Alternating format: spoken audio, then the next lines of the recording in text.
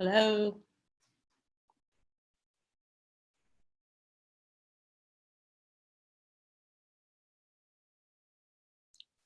Things are happening. Great.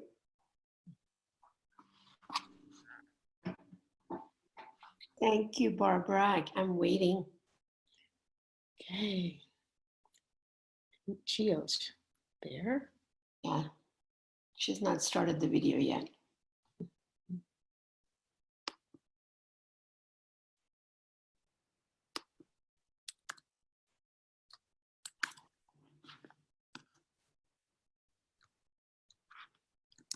Yosita. Okay.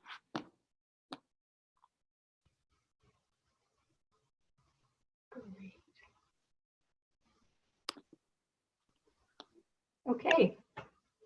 Hello, everybody. My name is Chiyo Ishikawa, and I want to welcome you to today's keynote conversation between Barbara Earl Thomas and Vishakha Desai. I want to start by acknowledging that here in Seattle, we are on the ancestral land of the Coast Salish people. And I also would like to start by thanking AAMC for pulling off this wonderful conference. My co-chair of the conference benefit committee was Beth Citron, and it's been a real pleasure to work with her. And I also really want to thank the staff of the AAMC, Judith Pinero, Lucy Leiden, and Kayla Milligan in particular have made this all as easy as it could possibly be for all of us.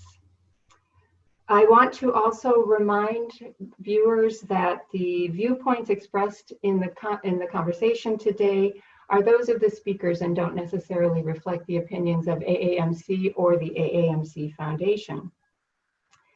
And we invite you to send in questions. Throughout the talk, the speakers will be in conversation for about 45 minutes or a little bit more, and then we should have time for your questions at the end.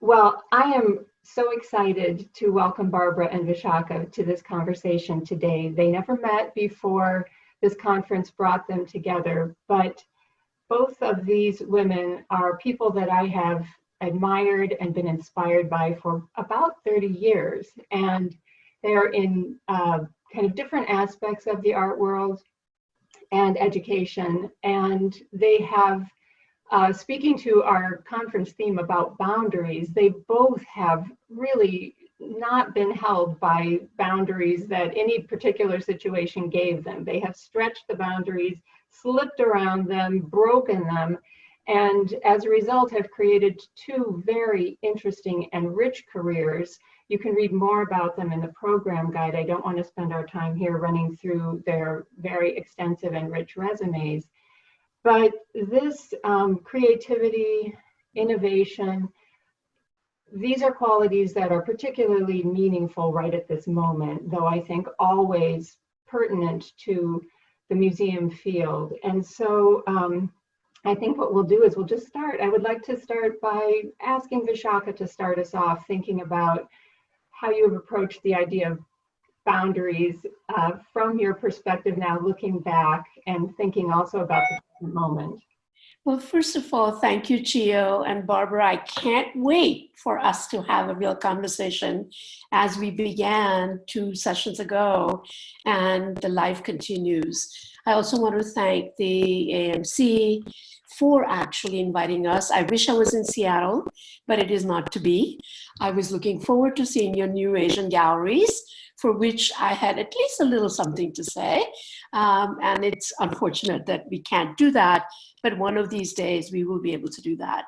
So I think that to really ask this question of boundaries, for those of us who always have been in these liminal spaces between cultures, between professions, between ideas, in a way, the idea of a boundary doesn't really make any sense in some ways. Mm-hmm. That's not to say that we don't recognize when there are barriers, because there are plenty of barriers, but barriers are not the same as boundaries, because boundaries have something to do with whether you put yourself into that situation.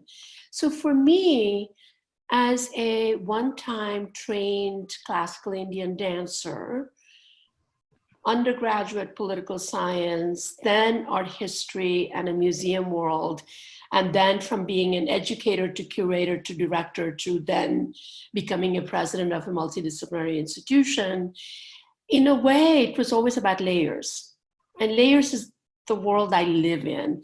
And I do feel that at this particular moment in time, with COVID-19 all around us, and coronavirus as a kind of a virus that actually in our body, we connect to the world. It also points out that viruses, climate crises, they don't know any boundaries. And yet, how we fight over the little patches of our land and our place, which is so small compared to the universe we inhabit. So it's time to actually recognize and celebrate that folks who have always broken boundaries actually have something to say now. I'm being selfish, but I think that's true. And I bet Barbara has very similar things to say about that. Yes, Barbara? Bravo, bravo. I think that I always talked about in my early career, I went to art school and stepped out and started making artwork, but I also had a job. You know, I had a job. I didn't have, at least in my own mind, the luxury of just going into a studio and not having a job to support myself, because that was also very important to me. But I decided, you know, I'm going to do this. And the idea that you do something that's not necessarily defined as pure becomes kind of my modus going through. And also I always said that the difference between what is available and what is accessible, those are two different things. You can see something, but it might not be available to you. And it only becomes accessible once you decide to dismantle whatever that, you know, prohibition is. And so I have decided in my life to just be a dismantler. And when people ask me, what have you done in your career that you think is the most, you know, sort of the most important thing that has moved you along? I said, I showed up. I kept showing up, and I worked through discomfort and made discomfort just part of what it was. And that is sort of my modus. And I realize that everyone has them, you know, whether you're a child confronting a parent or whether you're a student going for the first time into a class, it's that discomfort until you sort of make your place. That's always the thing that you're vying with. When did you actually figure out that you were a dismantler? Or when was that time, that moment when you thought, I am not just going to be defined by this, but I'm something else too? Well, I think I was probably in my 30s. I was just sometime out of college, but still, you know, still kind of a newbie. I was working at a place called the Arts Commission, and I was working at my studio and then going to work every day. And I realized that, you know, I decided that, you know, of course, what always happens is they put you in this position. They go like, okay, you're the Black one. Whoever that's not white that comes in the door, you must know something about that person. And so we're going to put you over there. And I just decided that I'd talk to everybody. And I thought, you know, at a certain point, you know, when people would come to me and, you know, sort of describe who they thought I was, and I would undo that. And I'd say, you know, I actually know a lot more about you than you think. So you're a subset of me. You don't know about me. That's an issue, but I know everything I think about you. So let's just make that subset. And then also how I define myself. I said, you know, I'm in the group of people in this country who have been victimized, but that doesn't mean that I have to walk in as the victim. That is something that I just choose not to do because it's not the word that I want to describe myself. Now, that doesn't mean that Black people haven't had a terribly hard time and continue to have. It just means I've decided to move those words off of and just to say, these are the things I have that I'm going to activate. So that's it. Yeah, I mean, it's so interesting because for me, it really started when I came as an exchange student to America. And at the age of 16, many decades ago. And somebody said, gee, you should meet this Indian guy. And at that point in Santa Barbara, there were exactly 2 Indian families. And people thought, okay, you should meet this guy. He's a graduate student at UCSB. And he was a jerk, a real jerk. And I thought, oh my God, do I have to like him just because he's Indian? And I realized that in India, there are millions of people. I didn't have to like all of them. So it was okay not to like him just because he was supposed to be Indian. And out of that experience living with the family, recognizing that often the way I thought of things is not the way somebody else thought of it. And it constantly puts you out. And you have to recognize that your view is just a view. It isn't the way the world is necessarily. And therefore, creating a sense of empathy within myself, but also limitation, and being somewhat humble by noticing that I didn't have all the answers and it was okay. And as a result, it was sort of like first time I ate meat, and I'd never done that before. And then recognizing that it was okay to eat it, just because I hadn't had it before, didn't mean it was bad. That opens up. And oftentimes when I talk to exchange students today, they always say, once you've opened your eyes, you can't shut them again. Mm-hmm. And it's that idea that once you've opened up, then no matter where you are, you can't just get settled into one comfort place, so whether it is a traditional art history, I did my work in pre-modern Indian art, and then you realize, gee, why is it that we don't look at living arts of Asia? Where is that?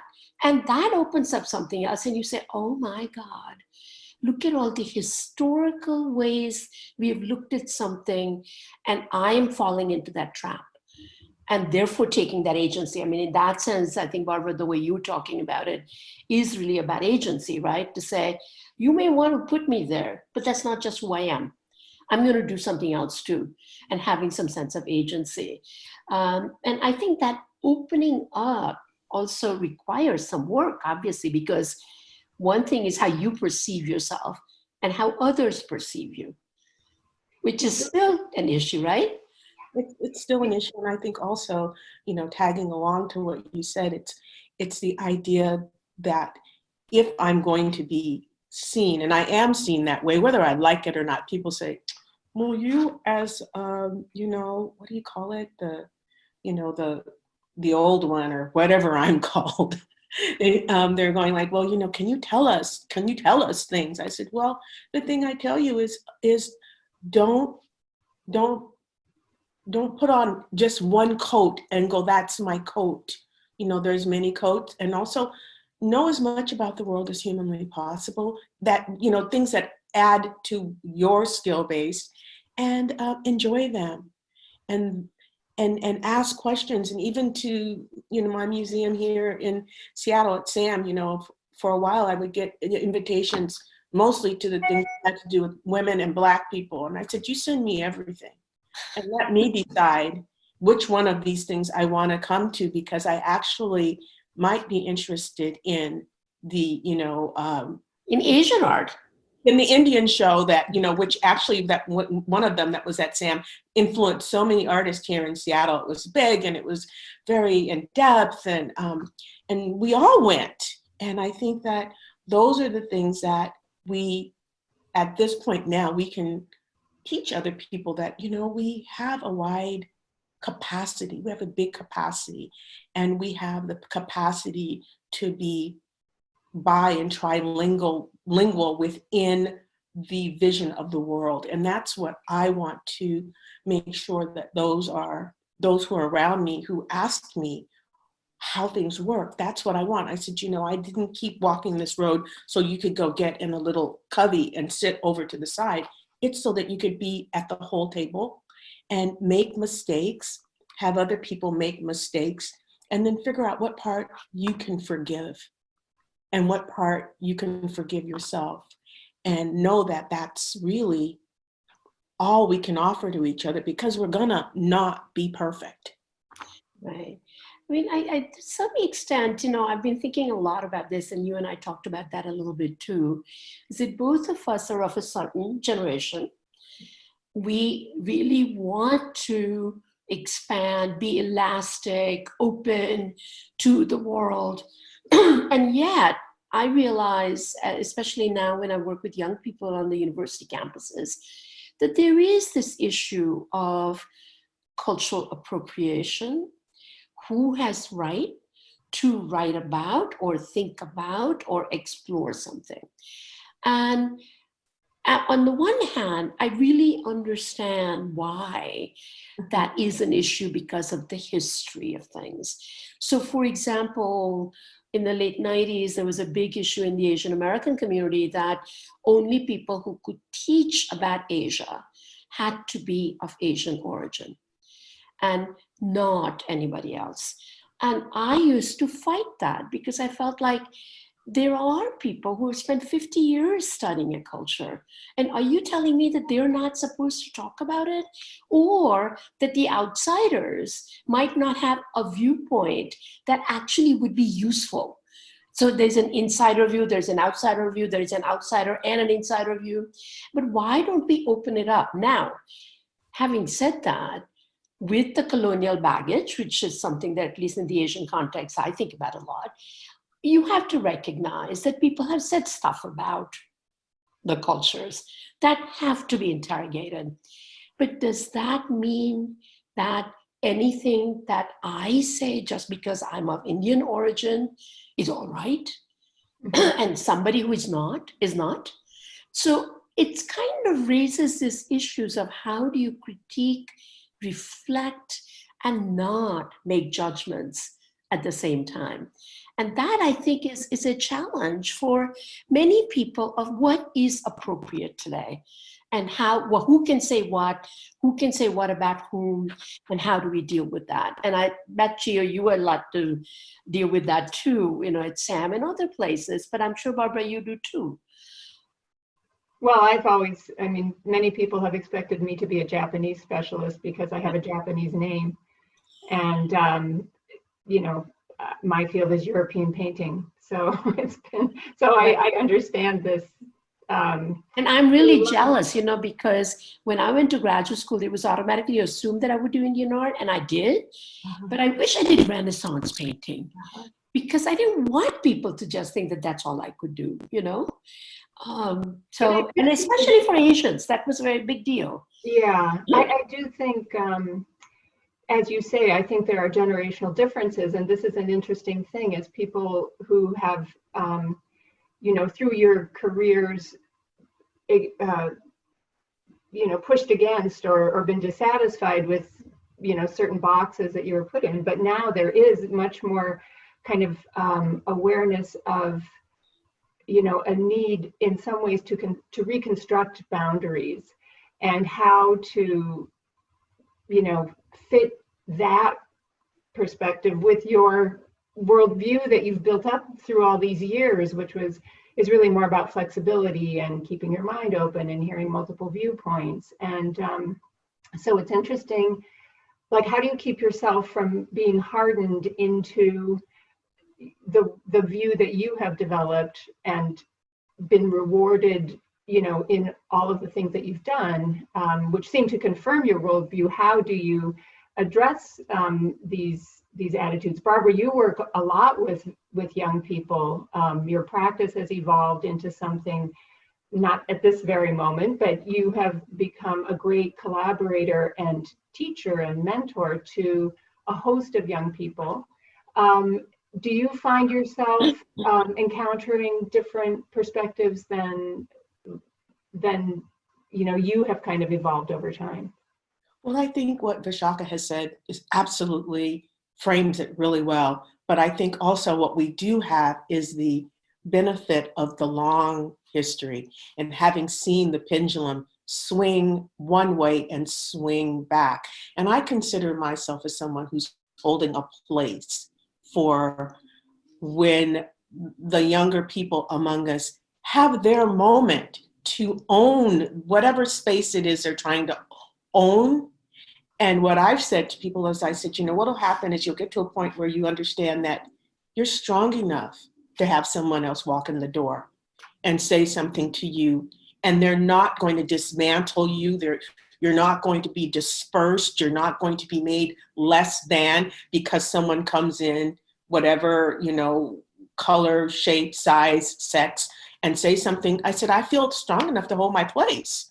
And I'm not going to have, you know, all my little, you know, soft feathers blown off because someone comes in. I can hold my space, stand up, say my thing, and then equalize. So I think that's where we are at. And I think that part of that holding on to your own thing right now is the part where you build the muscle. And then you realize, you know what? I don't have to defend every point of my border at every moment because I'm going to be invaded by, you know, the Huns or by the brigands or whoever is going to come across your border. But in fact, you're standing firm. And I feel like people are getting there. I'm very heartened by the conversations people are having. I'm very heartened by the vocabulary that's coming out so that we have more words to talk about the way we feel, you know, white, Black, Asian, all we have more words. We have more concepts. So I'm amazed because 25 years ago, those conversations didn't have the vocabulary for them that we have now. So I'm heartened.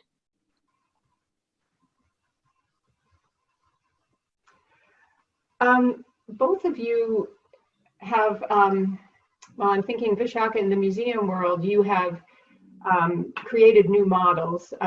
My personal experience, I remember the year that we overlapped at the MFA, you were working on an exhibition of Indian temple sculpture.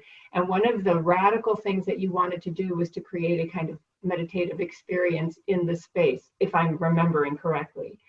And this idea of imagining or reimagining the visitor experience and turning it into something more active was very controversial and radical at the time. And then at the Asia Society, that's, you know, you opened the program up to include contemporary art and really paved the way for what so many museums, not just Asian museums, but global museums are doing, is kind of renovating the historical collections through an engagement with contemporary art. At this moment, if we can just kind of turn a little bit to our current situation, this is a time when we may have to reimagine what institutions can be. And I think it, you know, we already were in a period of rethinking and trying to make and keep institutions relevant for contemporary audiences and for, you know, new world situations. Well, here we are in a very singular situation that does involve the whole world.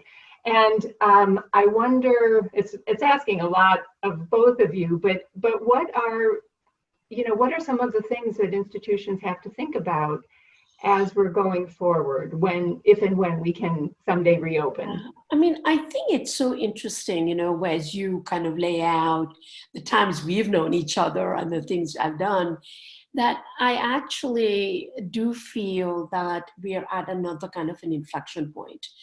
And that is that, just to give you an example, almost 30 years ago, when I first went to the Asia Society and we started doing contemporary art, at that point, something like 85% of graduate students going to Asian art were doing pre-modern art because that was the thing to do. Today, it's exactly reversed. So what I'm actually worried about, and even by hanging out at Columbia, not in art history department, but in this graduate program in global thought that we run, it's very clear to me that one of the problems we have is that we are now suffering from historical amnesia. So there is this privileging of contemporary art as if the past doesn't matter at all. As if everything that's new and has fissures with the past everything that connects to the rest of the transnational movement is the only thing to look at. For millennial civilizations, especially in Asia, but also true in other parts of non-Western world, there is a lot that comes from the past. I'm not suggesting it's all continuity, but you need to understand the multiplicity of layers that these cultures operate in. And when you don't do that, and you privilege only one thing, and this is true, and I would say in so many of our colleagues at the art museum world, including directors, all were just gung-ho on now trying to do something contemporary, without actually thinking about what is it that the pre-modern world also has to be part of. So that oftentimes you have a contemporary art curator who can go ahead and go to some parts of Asia, and they would say, no, but contemporary is mine. And the Asian curators who have had tradition of learning about those cultures, spending years learning about those cultures, as if they don't matter.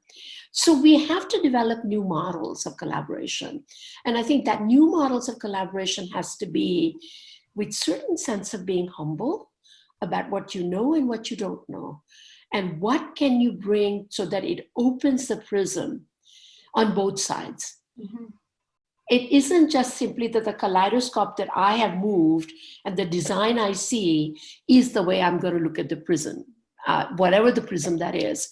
And so many years ago, actually, when I first started doing contemporary art, and I always used to say, be mindful of the words we use. So it used to be that if Asian artists look to Picasso, they're derivative. But we never said Van Gogh, that looked at Japanese prints, was derivative. He was inspired by. Just think about that. So we have to look at how artists, and Barbara can speak to that more than anybody, you're going to look at stuff anywhere. As Arthur Danto said, artists are like finding weeds in between sidewalks, and whatever the weeds are, they might look at it and they do something with it. But we don't give that privilege to non-Western artists when they're looking at something else. Now, of course, there's historical sense of power relationships, etc. But to only look at things only from one set of prism will limit your experience, whether it's contemporary vis-a contemporary or traditional vis-a traditional. So you really have to have your eyes and ears and mind open to be able to say, what is it that we're really looking at? Well, I think that what I'd add is also, I have this thing about having things be in context. You know, art, visual art or dance did not exist in a vacuum. It existed with the literature, it existed with the music, it existed with all the things that go around it. So I think as professionals, whether they're curators or whether they're, no matter what you're curating, you can curate literature, to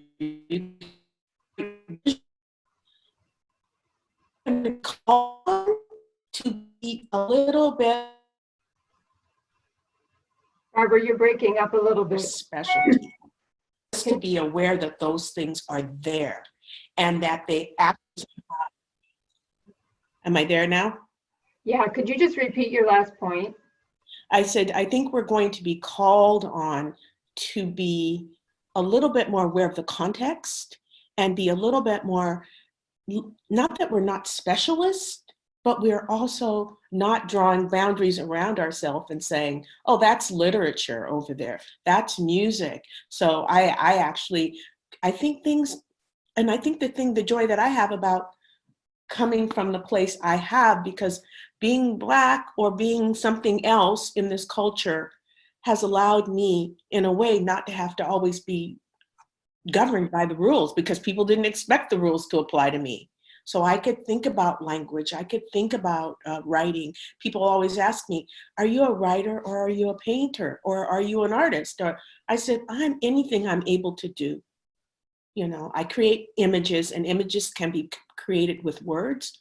I create images, they can be created with paper, they can be with paint. So I get to do, and it doesn't matter that I do a lot of things if I don't do them well. So if I do them well enough to incorporate them, that's what I get to use.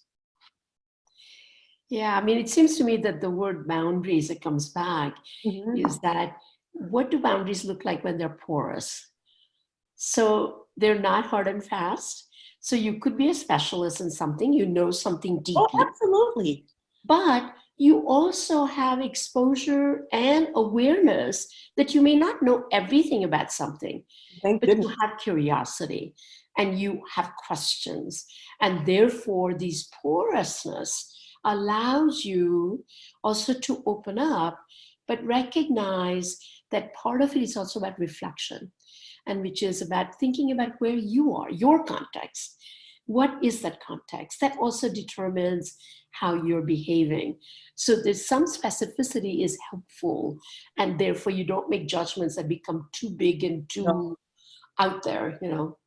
Well, I think one of the things that Chiyo mentioned was sort of the people that come into my space to help me do the cutting and help me work on some of these really huge projects that I work on. I mean, there was at some point, I think it was around 12 years ago, I realized, I really want to do these things that are bigger than me. And if I want to do them in my lifetime, I need help. And I started working with, people coming a little bit and letting go of a little bit of control. And my people that come in, they've ranged from 15 years old to 75. And what I think is so wonderful, especially about the younger among us, is that, I learn things, I can ask questions about things of them, and all of a sudden I get this information that's from a completely, I tell them, I said, I know I can see where you are, but I know I'm not there. So tell me about what you're listening to. Tell me about what you feel when you hear that. I even talked to some of the young people. What do you feel about this political climate we're in? How is it filtering through to you? And that way I feel like I'm at least, if I'm not in the dance, I'm in the room with them. Yeah, I mean, I must say, also working with young people, and at Columbia, I teach, but we have this big project called Youth in a Changing World, which is working with young people from 15 different countries. And with COVID, we've actually been doing some Zoom calls. And what is amazing is that for many, many young people, not necessarily privileged Americans who have gone to Ivy League school like Columbia, but from many other parts, they recognize a simultaneity of their life. So they understand that living locally, nationally, and globally at the same time, they're the kind of global natives, if you will, is actually the world they live in. Now, you might say that is only for the privileged ones, but it is for kids, even if they go to college and they come from a poor family, but they have the access. And so, one of the things I've been thinking a lot about is that they seem to move in and out of the social world that's virtual versus real, versus national policy. But what COVID-19 has really brought up for them is the limitations of systems. Right. And older people like us who built those systems. And so I'm very aware that actually some of the problems that we've created in the world are the problems we have created. And now they're going to inherit this. And Absolutely. we're not changing these systems, you know. Well, I think that, again, I hear from them, and I can also tell that they're protected a little bit by the youth.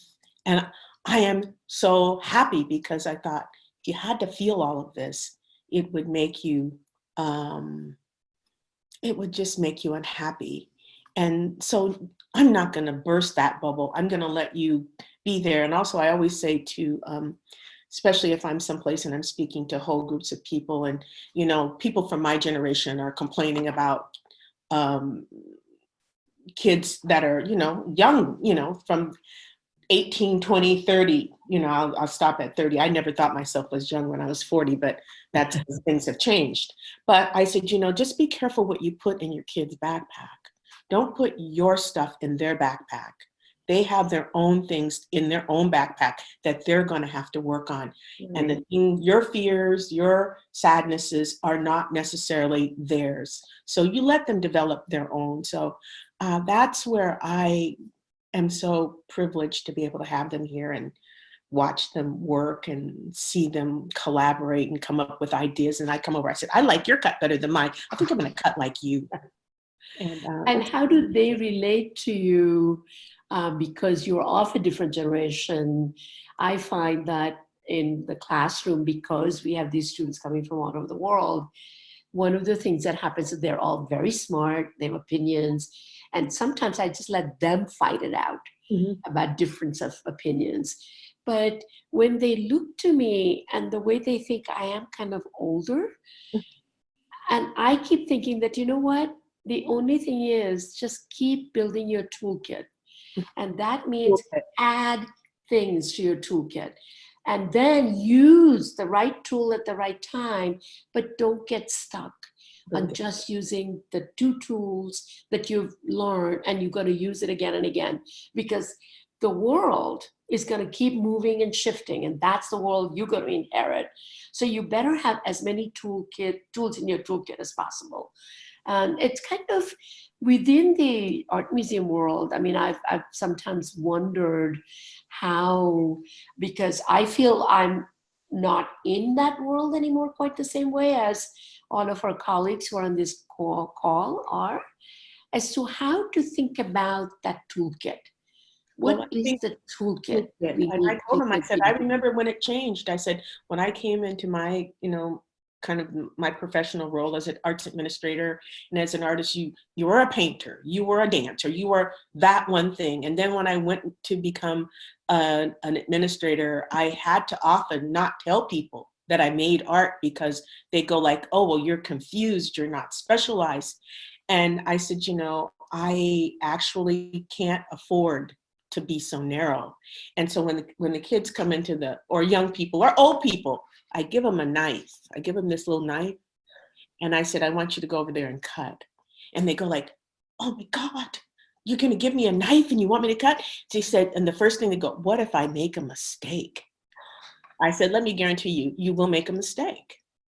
And they said, well, what do we do? I said, we'll just cut around it and we'll incorporate it, because there are 6 of us here today. And there are going to be so many different cuts in so many different ways that we are all going to make mistakes, that we're going to incorporate that and make it part of this thing that we're making. So the first thing you got to do is pick it up and start to do it and make the mistakes that you're going to make that become what we're going to actually show. And it's going to be better for all of us. And I said, trust me, I make mistakes all the time. So I said, so we're not here to be perfect. We're here to make mistakes and incorporate those mistakes that we make together. Now, Chiyo has disappeared. Are you there, Chiyo? I think we're going to get questions. There you are. Right. Hi, can you hear me? Yes. Oh, We had some technical I think issues. here in the land of technology, my server or something failed. I hope my Seattle colleagues are still on, being able to watch. Anyway, hi again. So now I'm on my phone. And I missed all the great things that I know you just said. Well, we just talked about what it means to make mistakes and how we, at least I did with working with the people that come into my studio, and when I give them, and one of the young men who came in who was cutting with me, he went home and he said to his dad, I can't believe she gave me that knife and told me to cut on her piece. And I said, well, that's what happens, when you got to get the knife at some point and you got to cut. We were talking about working with young people and kind of how do you continue to encourage them to develop toolkits and tools in their toolkits to be able to manage the world. Yeah, well, I think that this combating fear or kind of facing fear and then moving beyond it through action, that is very timely. And I think there are a lot of people right now who feel fearful, on a personal level, on kind of professional level, we're all working very comfortably from home, but at the same time, I know that there's a psychological toll, and morale is shaky, and I know it's worse for many colleagues around the country as museums are, kind of facing existential questions. So, both of you again have had long experiences, and you see, as one of you said earlier, the bigger picture. You can look back at the ups and downs and know that there have been difficult times. Yeah, you are just frozen. Has there been, have you had any issues in keeping yourselves motivated? Well, let me just start by actually recognizing that, as you said, we are all very fortunate, those of us who can be home and can social distance and all of that. And I feel particularly fortunate because I'm not in the city. We are at our home, out by the ocean, beautiful view. I was finishing a book. It was a perfect timing, gazillion Zoom calls in between. But one of the things that I've been thinking a lot about, and I've been part of a number of different groups, and that is that right this moment, especially if you're from New York, but any big urban areas, everything we believe in terms of culture and sharing, one part is creation, the other one part is sharing and presentation. It requires people. And yet, when we think about all the conversations that are going on about the new normal, what the new normal would look like, some of us feel that the cultural voices are not being heard. And that, going back to your question, is that it's always the case that everybody else comes before all of us who are in the cultural sector to actually say that the value of arts, culture, attitudes, history, all these, while they may be soft as skill sets and as experiences, is what makes us human. And yet we're not always at the table as to who makes the decision. So the reality is that New York art world, from theater to music to museum world, is not going to be the same for at least 2 years. And for 2 years, this is a long time. And who is going to support these institutions? And there's this perception that it doesn't really matter, or that they will happen and where it will come out and so forth and so on. So I think that the existential anxiety for cultural institutions, museums as well, as a friend of mine said, that it's like a trifecta. There is the endowment taking a dip, which is what happened in 2008, we know that. But in this case, there's also the raison d'etre, and that's visitors coming into our institutions. You can't do that anymore. And some museums are really dependent on those admissions. Some museums don't have the same issue. So that's a second part. The third part is earned income revenues coming from everywhere, also dead. So what is going to happen? And how do we actually think and rethink the idea of culture, communities, attitudes, sharing, what is right in what place? For art museum, working with real stuff is really important. So what does that do to all of us? So I think it is really time for some very serious soul searching for kind of institutions that we want to be as we go forward. I want to talk just briefly about why I think artists and art, but the process is so important right now. I think we're all being called on to now see what we believe in and who we are, our values, if those values really come to the fore. It's easy to have all kinds of values about, sort of hide, like, who I'm including and how I'm talking to people, when there's nothing at stake, or very little is at stake. I feel like for myself, what I have been called on to do is I have this idea about myself. I have this idea about my resiliency. I have this idea about how strong I am and if what I can live through. And I have been tested. I'm telling you, I have been tested. And where I feel like if I have any disappointments or if I question, it's like, I thought I was, and then working around that to get back to the thing I thought was, whether it's not being so afraid and understanding that my fear isn't going to change anything. And then also understanding that when I make work, I normally come in with a plan and then I start.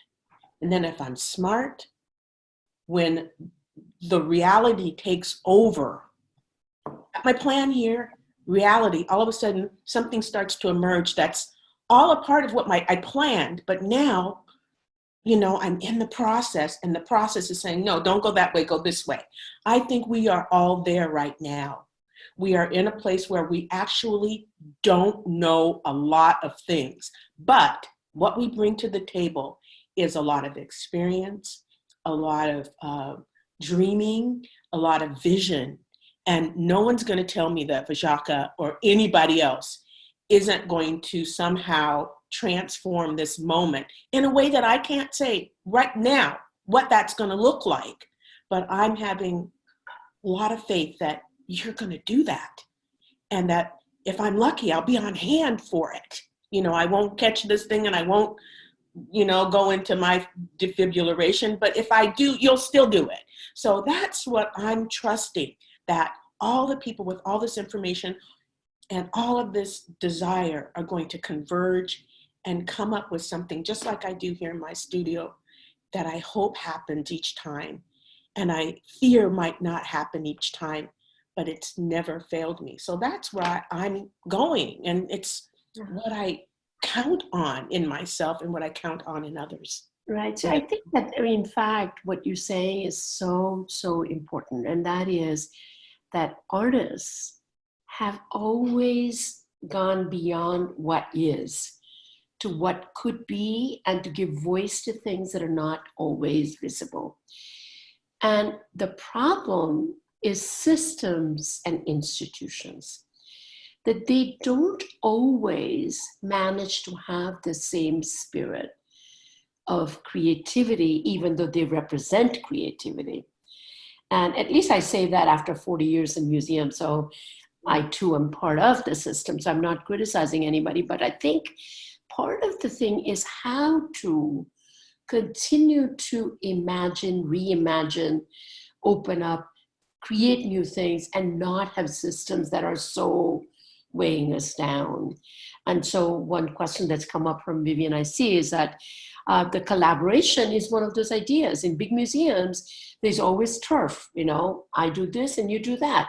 Well, what if two people come together and create projects? And indeed, at the Philadelphia Museum, for a show of contemporary Indian art, it was actually an Indian curator and a contemporary curator coming together and curating the show.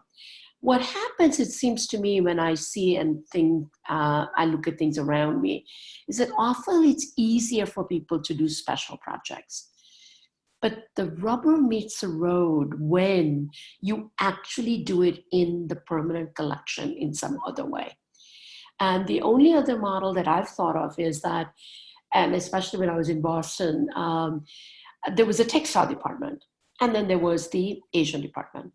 And I love Indian textiles. So I constantly wanted to use them and work with them.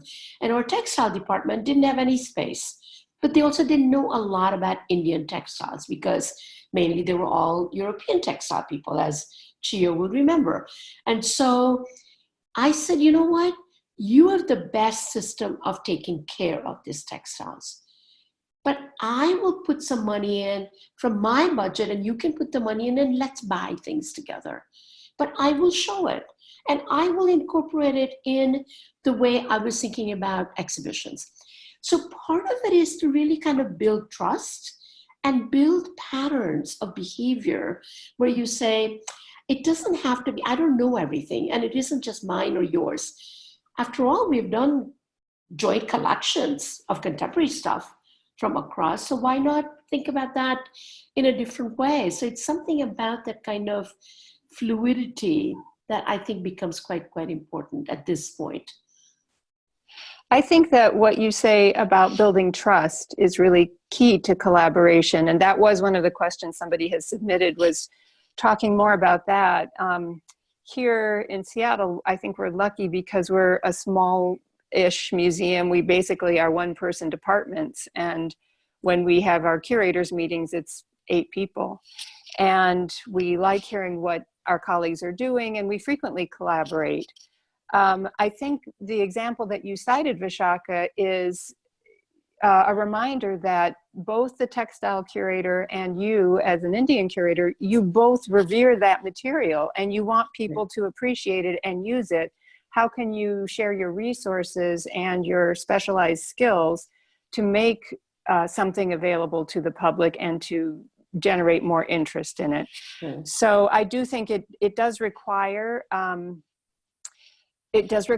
kind of putting yourself forth and really forging those individual relationships one-on-one to try to imagine something that could develop and recognize the benefits on both sides. I mean, I will say that from at least what I've heard from colleagues, is that often the problem, and I'm sure there are contemporary curators who will take exception to this, but often the problem is the contemporary curators feeling that if anything is contemporary in nature, that they have upper voice.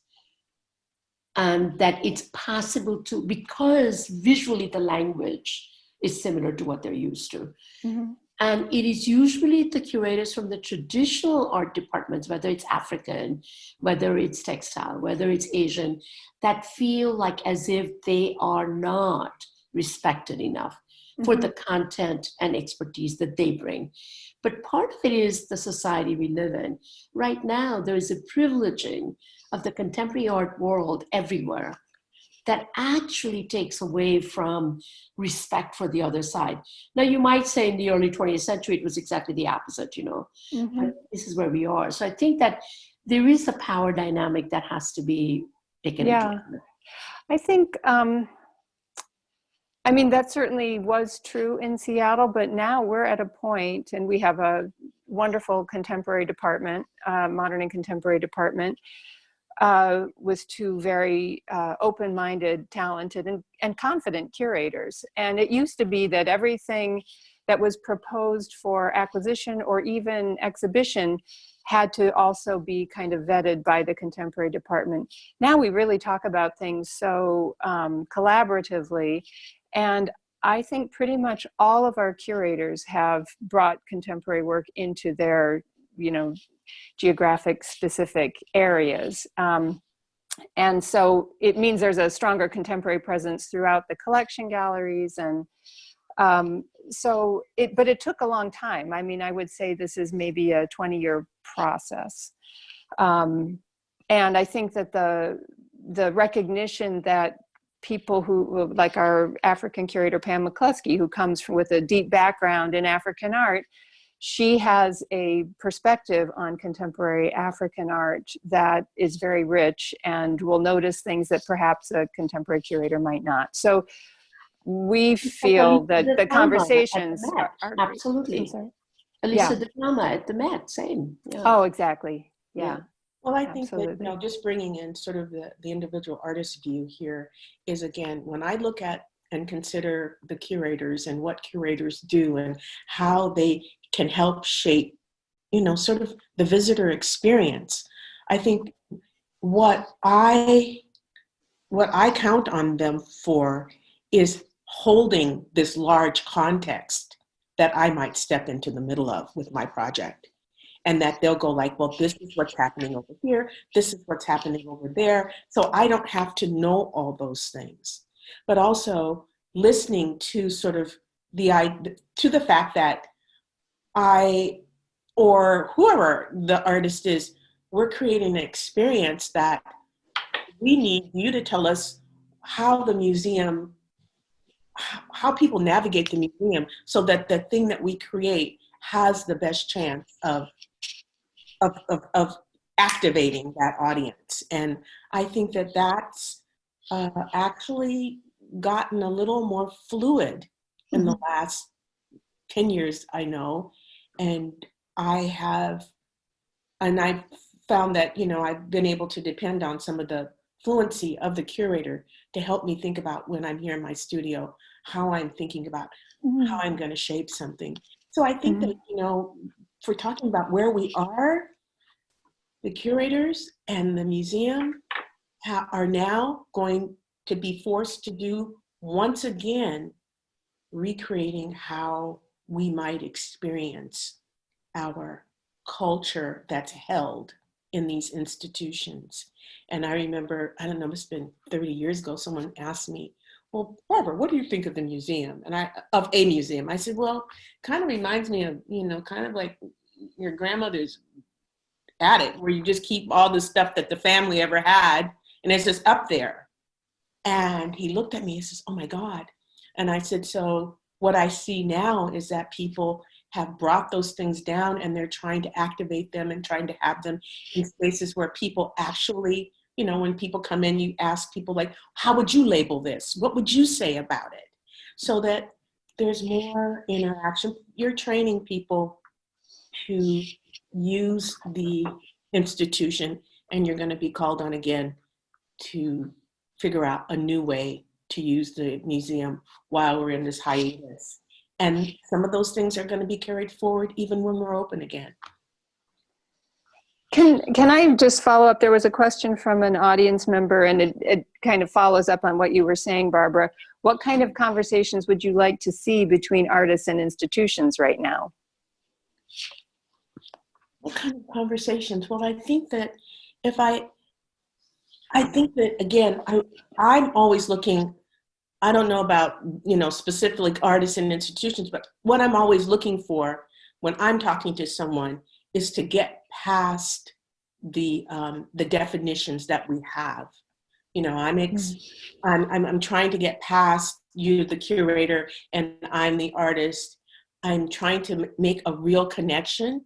And what I am really sad about, say, for not having been able to have this event, when I watched the conversation between the two directors yesterday, is like, oh my God, I wish I had been able to actually walk up to one of them and say thank you, or God, so we're gonna have to figure out, I'm saying to you, I need a way to be introduced. I need a way to further my conversation that doesn't have to be like, well, are you important enough to be able to talk to that person? Are you in the right category to be able to talk to that person?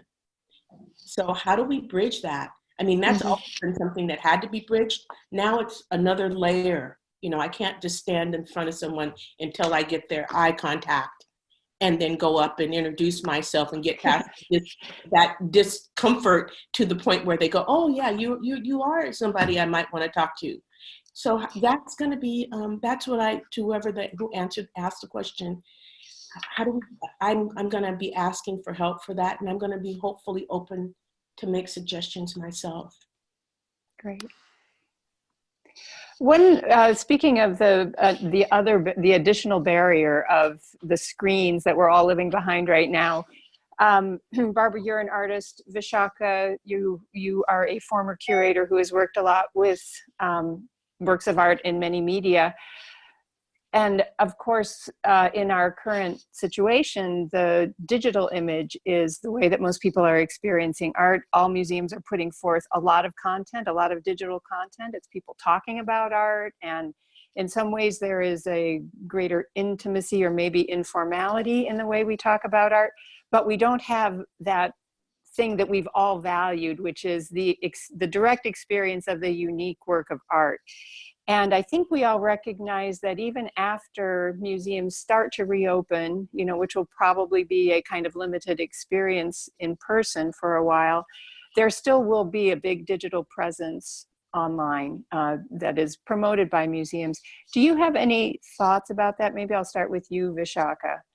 Yeah, actually, I thought a lot about this because of the fact that for so many of us, museums are part of our kind of lifeblood. And for me, it's also the dance and music that's part of it.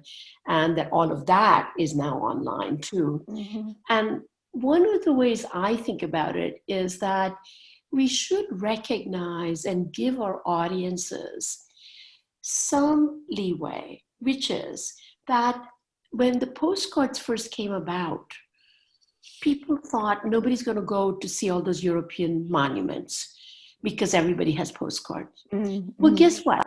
Postcards actually whetted the appetite and more people wanted to go see them. So I actually think that there is something about experiencing something online that makes people want to see that. They may be disappointed. They may actually, like what happens with Mona Lisa in France, that everybody goes sees that, they take their picture next to the Mona Lisa and then they move on. Whether they actually experience it or not is a different matter. But I do think that there is some level of wanting to experience the thing. I mean, I can just give you an example of the Metropolitan Opera. I'm not a big opera fan, but I love the idea that Met was doing their at-home gala. I love voice. I'm not a big fan of opera, but I love voice. So I listened to the damn thing. It was 4 hours. I took 2 hours and then a break and then 2 hours. But I actually sent them money, and I've decided that there were 3 performers I really liked. I'm going to pay attention when they come to the Met next. And I will go see them. So it's personal, but I also think that some things like that do happen. So what we're going to have to figure out is how do we present ourselves through things, objects, works of art, and make people excited enough about it that they will say, oh my God, I just can't wait to see the thing when I go there.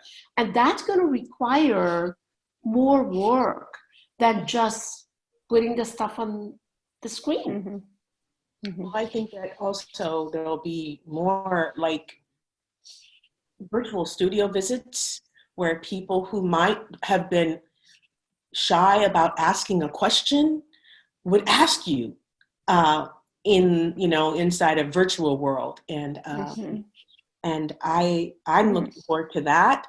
I'm looking forward, I just spoke to a printmaking class that was at Seattle University, and, it was not the same as being able to, pinch all the cheeks and like all the appropriate stuff that I'm not supposed to do.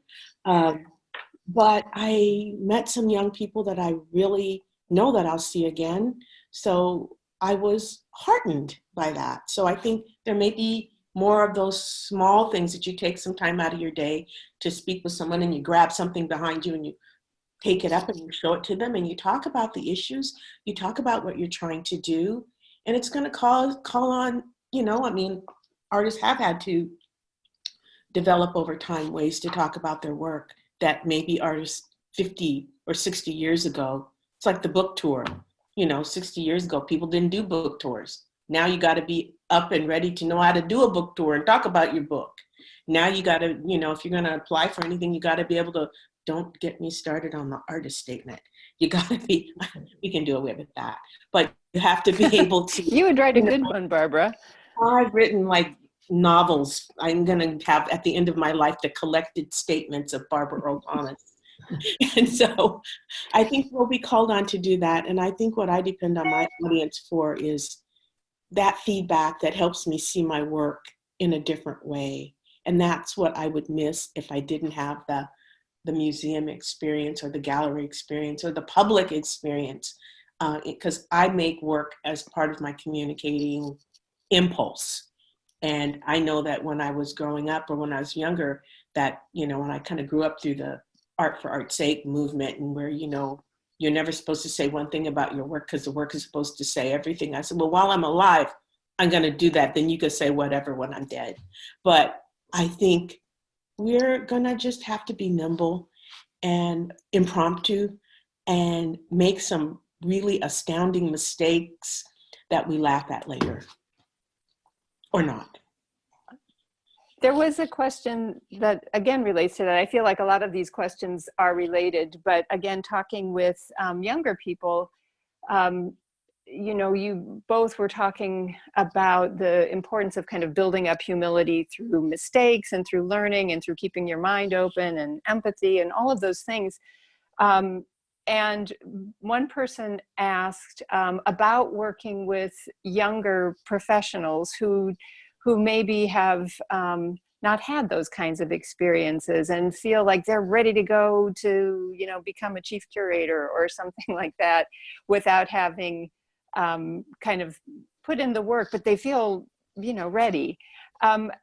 Any advice on how to kind of guide and mentor that in that kind of situation?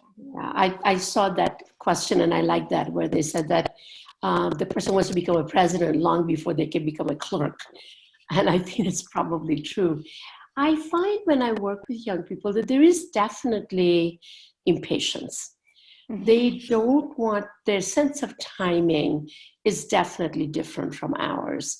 But one of the things that, at least when I talk to younger people and colleagues, even in institutional setting, but when I work with students, is that I always say to them that I know you're impatient. Part of it is because they feel like I can do it, but you're not giving me enough responsibility. And one of the things that I've talked about is that, okay, let's negotiate. What is that responsibility that you want? And at the same time, what are the things, if you want that job, what do you think it takes? Let's define what that is. And then recognize what you don't have. But it's okay. Sometimes I'm going to have to give, and sometimes you're going to have to give. But my favorite line often is that, listen, you better also learn to do windows and don't just think you can be in the CEO office. Because if you don't know that, it will come back to haunt you. And I think that part of it is kind of having the relationship that you can tell people that. And at the same time, now that because I'm involved in this research project, I do think that there is a frustration, which is what Greta Thunberg says, Jayatma Vikramasinghe, who is the UN Youth Envoy, and all the studies show that the young people feel like they can do more and they're not given the opportunities, and that the systems create more barriers for them than opportunity. So the idea is, how do you actually create more flexibility? Partly because we grew up in a time where things were not as fast as they are now. We grew up at a time where hierarchical conditions were different. So it's also, I think we have to also recognize that as older people of certain age, we also have a hard time being flexible. But I believe, as Barbara said a while ago, is that we also have wisdom. We have been around the bend a few times, and that counts for something too. And so let's figure out how we actually create that.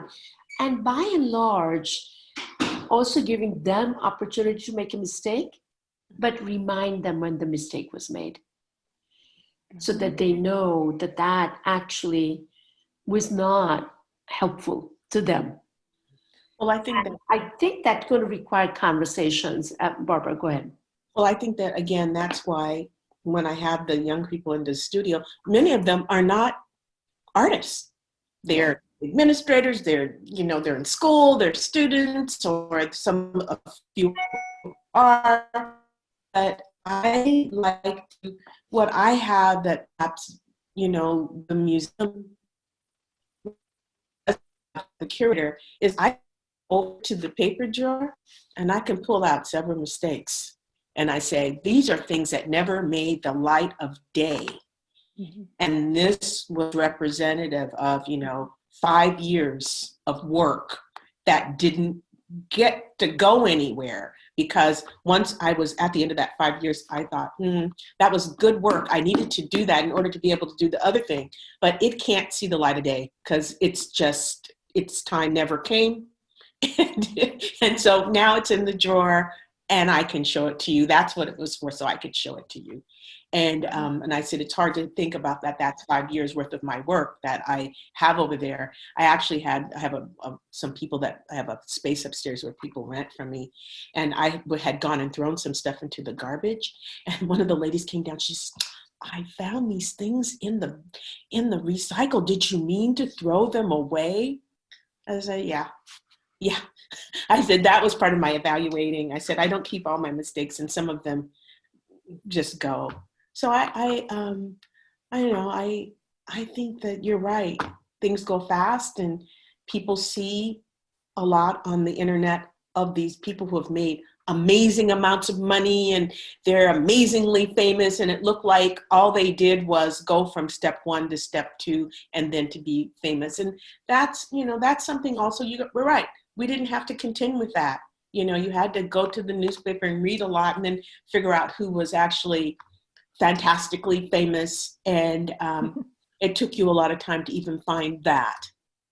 So it's something that we're all contending with. Mm-hmm. Well, our time is just about up. I want to thank both of you so much, but I also want to leave with a kind of feel-good question for each of you. What do you feel hopeful about these days? Vishakha, let's start with you. What do I feel hopeful about? I feel that the current situation we're in has absolutely laid the system's inequities bare. Mm-hmm.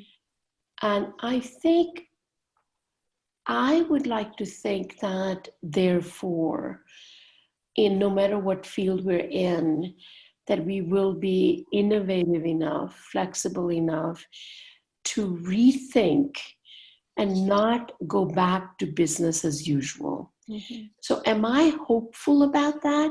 I'm hoping that we will do that. Am I hopeful? I'm not sure, but I'm hoping that we will do that. Mm-hmm. It's an opportunity. Right. For sure. Right. How about you, Barbara?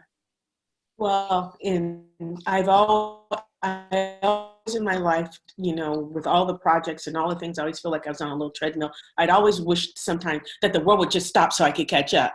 I didn't mean it to do it like this. So I didn't. That was not what I had in mind.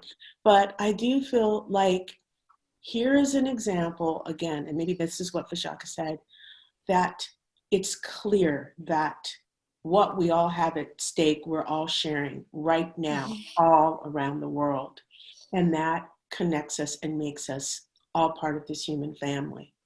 And I'm hoping that part of that goes into our DNA and gets pulled out and remembered. And when we start talking about those borders and boundaries and all of those things, that we remember that what makes us human is the subset in which we all exist, and we have that in common. So I'm hopeful that I can pull that out of my little aphorism bag and wave it around when I have the opportunity.